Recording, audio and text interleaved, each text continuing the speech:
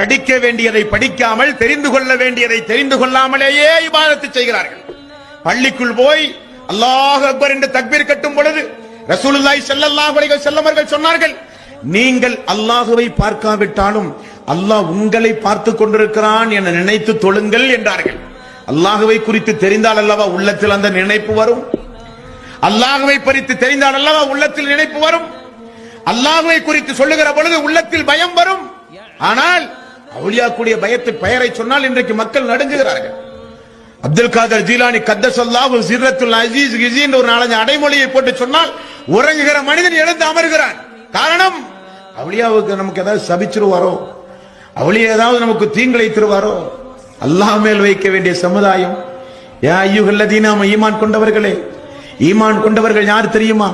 சூரத்துல் அன்ஃபாலில் அல்லாஹ் தஆலா சொல்லுகிறான், இன்னமல் முஃமினூன அல்லதீன இதா துக்கிரல்லாஹு வஸலத் குலூபுஹும்.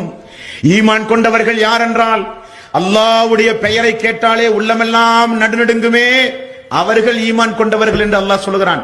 பள்ளிக்குள் போனால் பயம் வர வேண்டும். தர்காவை பார்த்தால் வெறுப்புகள் உண்டாக வேண்டும்.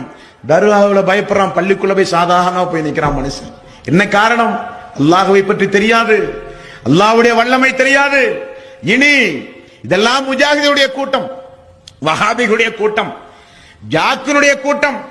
அவர்கள் ஏதாவது கூட்டம் போட்டால் இது போன்று எதையாவது சொல்லுவார்கள். அதெல்லாம் நம்பாதீர்கள். குர்ஆனிலே இல்லை. நமக்கு அவுலியாதான், நமக்கு நாதாக்கள் தான், நமக்கு பத்ரீங்கள் தான். உருஸ் இல்லாமல், வைபவங்கள் இல்லாமல், மௌலூதுகள் இல்லாமல், தாயத்து தட்டுகள் இல்லாமல், மாந்திரீகம் இல்லாமல், மௌலூது பாடல்கள் இல்லாமல் நமக்கு ஒன்றும் இல்லை என்று மீண்டும் நீங்கள் நம்பினால் அல்லாஹ்வுடைய எச்சரிக்கையோடு இந்த உரையை நான் நிறைவு செய்கிறேன்.